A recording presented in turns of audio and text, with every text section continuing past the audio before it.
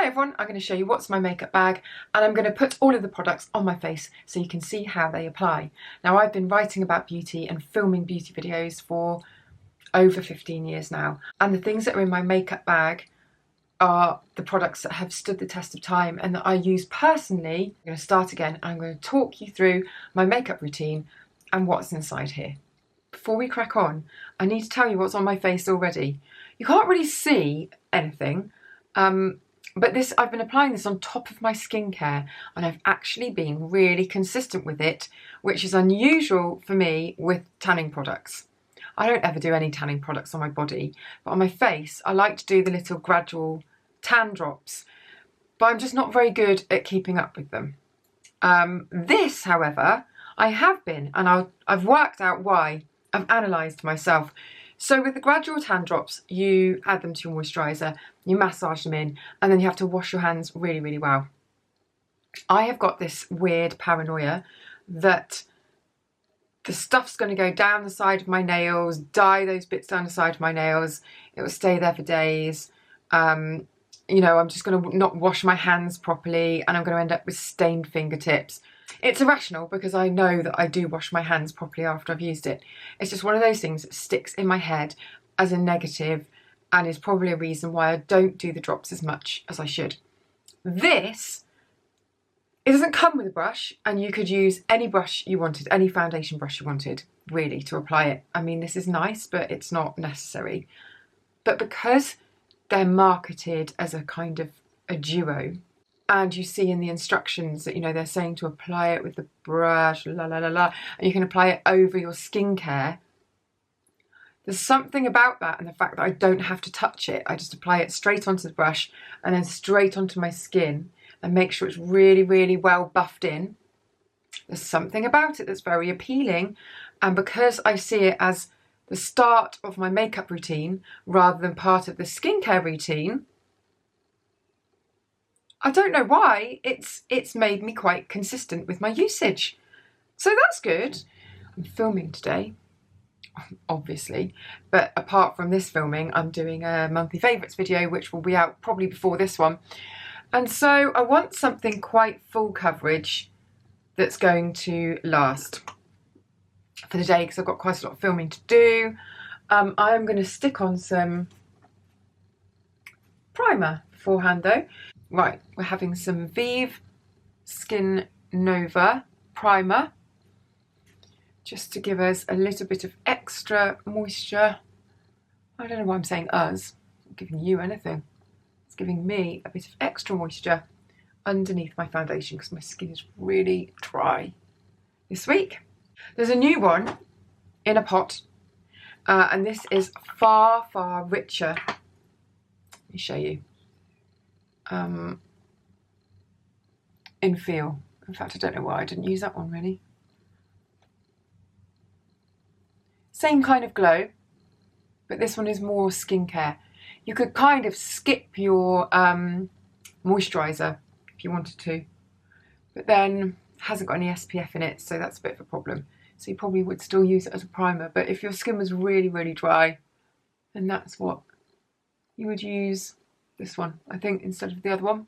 So I'm going in with a medium cover foundation. This is one of my all-time favourites, Tontadol Ultra Wear, and it's the Care and Glow version. Now, a few weeks ago I did an Instagram video about matte makeup, and I used the original Tontadol, which has got a much more velvety finish to it. And if you're on camera or film, or, you know, whatever, I mean, I don't know how likely that is, but it just photographs so well. It's really, really nice. This one, I think, just gives my skin a little bit more freshness and life.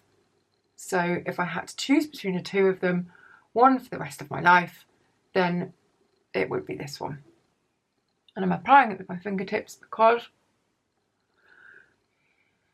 A, haven't got a foundation brush that's clean. B, I'm just really into this method of, this has really run out. I'm really into this, just not wasting a load of foundation in a foundation brush. And every single bit of the foundation just goes onto my skin, and I can feel how it's sitting and sort of blending in. I can feel where my skin is a bit dry and it needs a bit more attention. I don't know. I just find that I'm getting a really, really nice finish at the moment if I use fingertips with foundation rather than a brush. I think it's quite nice to feel what's going on with your skin. I think that's the thing, isn't it? So that looks really nice. I've only done a very, very thin coating of that, and at the end I will go in and I will do my concealer.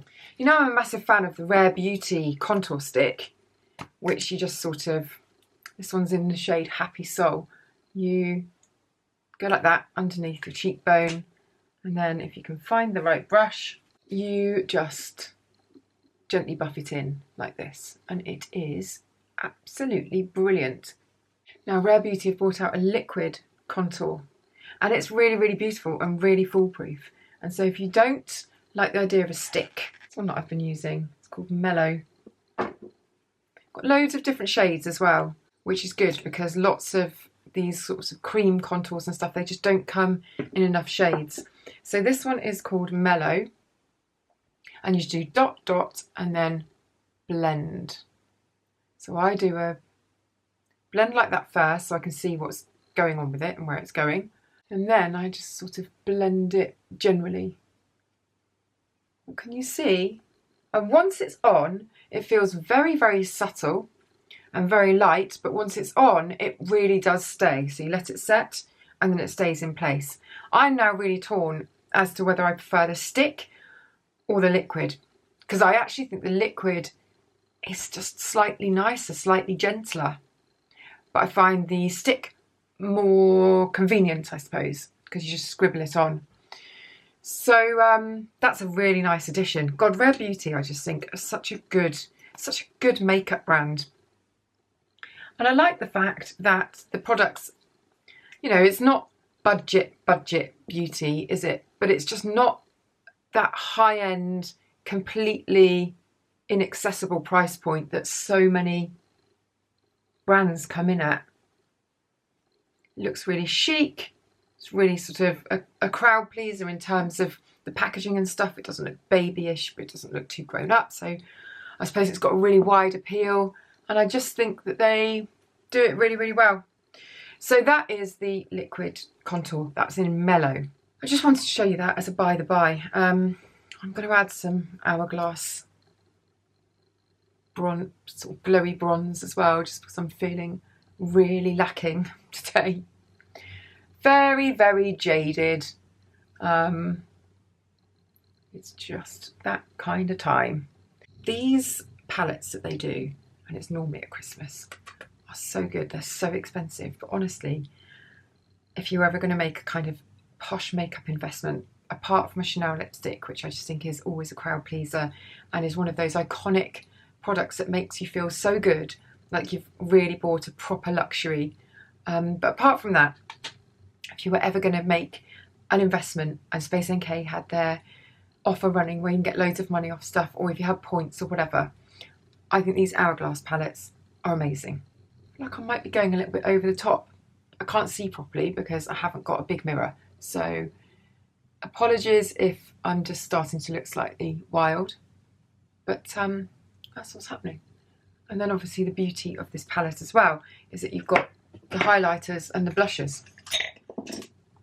I don't even know whether you can get this palette at the moment, so sorry. But this one here, which is just the classic finishing powder, you can put it in the places where you would normally powder, and rather than sort of matting things down, it sets the makeup in place but just gives this really incredible glow. It's clever stuff. They're clever. I was going to do the Rare Beauty blush, but considering I have this in my hand, let's go for this. So all of the powders are non-shimmery, but they just add glow. They're really, really good. I've got a box set of candles on my lap at the moment for some reason. Oh, God, this is taking ages, this makeup. Let's crack on, come on. Anastasia Beverly Hills eyebrow gel, which has gone all gloopy and weird. I still come back to it again and again because it is really, really good. And then I am afraid we're back to this Becca palette. Do you know what I'm going to do? I'm going to make it my mission to find these colours because they've got quite a cool tone to them, look, and I think that's why they work really well on my eyes. I am making it my mission to find a palette that's really close to this because I think it's probably one of my most asked about things, this palette, and I always have to say no, you can't get it. So I use this one across the lid. I don't even know whether I'd recommend you hunting this palette down. It's called Ombre Nudes, and it's from Becca, and obviously Becca don't exist anymore. I sort of feel that they've been out of action for so long that if you did manage to find a palette, then it would be really old. And I don't know how you'd feel about that. As you can see, my most used, I've been using this for so many years, I've not even made a dent. I mean, it's ridiculous. I think I'll probably have it for life. My most used shade is this one here. And that's because I use it, so I pop my brush into the crease of the eye like this. And I go backwards and forwards, backwards and forwards, backwards and forwards. And I sort of use it as a contour shade, but for my eye. And see, when I take that out, I can't see a bloody thing. Can you see that it's given a bit of shape to the eye? I'm taking it above the crease. And sort of cheating the shadow upwards so it looks as though my eyes crease higher up than they do, if that makes any sense whatsoever.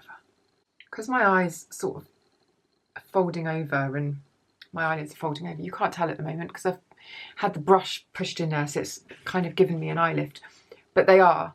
And everything that I do with my eye makeup is all about just trying to bring them outwards and upwards, really, at this point stage in the game. So then I go these together and I do a little bit of subtle eye lifting. So I take the brush into the corner and I sort of flick it upwards like this, and then I take that little wedge that I've made down the top of the lid. So I'm making a little sort of flick shape, I suppose. And the main thing is I can't take the colour too far along the top, otherwise it just looks wrong. It drags everything down again. So it's all about keeping it right to the edge. So I'll probably do about, I don't know, centimetre little flicky wedge thing, and then join it up. I haven't got the best brush for this. I need to find my proper brush. And then sometimes I just pat a little bit here like this, to give a bit of shading there, if you can see that, to really stamp the darkest bit onto the corner. I've made this sound a lot more complicated than it is, but look, that is all it is. It's just giving that tiny bit of darkness, and then once the mascara goes on, I feel like that's sort of all I need. It's just a cheat. It's an eye cheat. And the thing is that most of the time now I don't really want to look like I've got eyeshadow on, particularly. You know, I don't want to have like a bright blue shimmer or something. I just, I'm using the eyeshadow as a contour, as a cheat. Bit of an eye curl. And we're in with the L'Oreal Telescopic Lash. Maybe I'd look a lot better with loads more eyeshadow on. Who knows? I've just realised I forgot to do the bit underneath. I have to go back and do that at the end. Which is nigh. Current favourite lip liner, forgetting that My Lips But Better look, is the Beauty Pie one in Rummy Pink. Just sketch those lips back in where they used to be. Bit of pink, shall we? Shade 189. I'll look that up.